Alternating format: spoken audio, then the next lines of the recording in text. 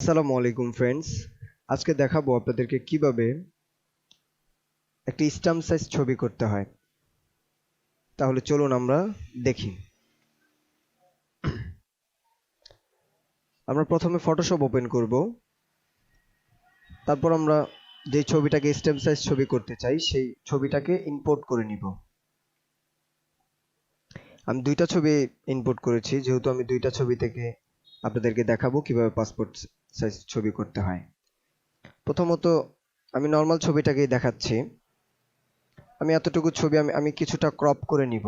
আপনাদের প্রয়োজন হলে আপনারা এই ক্রপ টুল দিয়ে এই ক্রপ টুলটা দিয়ে আপনারা ক্রপ করে নেবেন। যেহেতু আমার এতটুকু প্রয়োজন, আমি এতটুকুই রাখবো।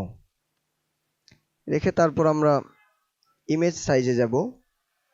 ইমেজ সাইজে গিয়ে এখানে যে ইঞ্চিটা আছে সেটাকে মিলিমিটার করে দিব। যেহেতু আমি সবসময় মিলিমিটারে কাজ করি, তো আমি মিলিমিটারে দেখাচ্ছি। মিলিমিটার করে তারপর এখানে ওয়াইড দিয়ে দিবেন হচ্ছে 20, আর হাইট দিয়ে দিবেন হচ্ছে 25। আর এখানে যে রেজুলেশন আছে এটাকে সবসময় 300 রাখবেন। হয়ে গিয়েছে।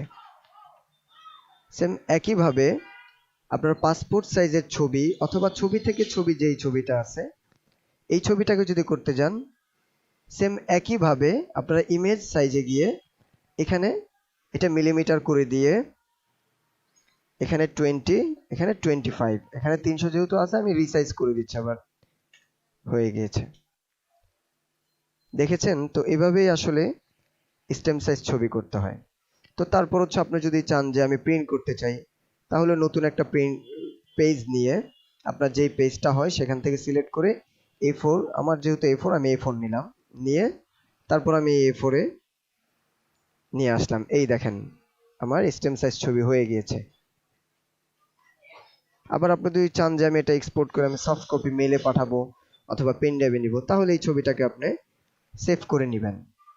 সেভ করার সময় এই যে এখানে জেপিজিটা সেভ করে নেবেন।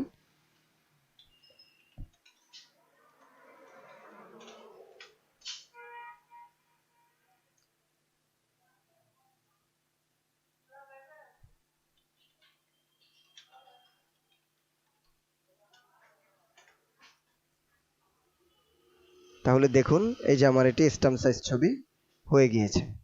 তো এভাবে আসলে স্ট্যাম্প সাইজ ছবি করতে হয়। মোটামুটি এটাই হচ্ছে নিয়ম। Thank you.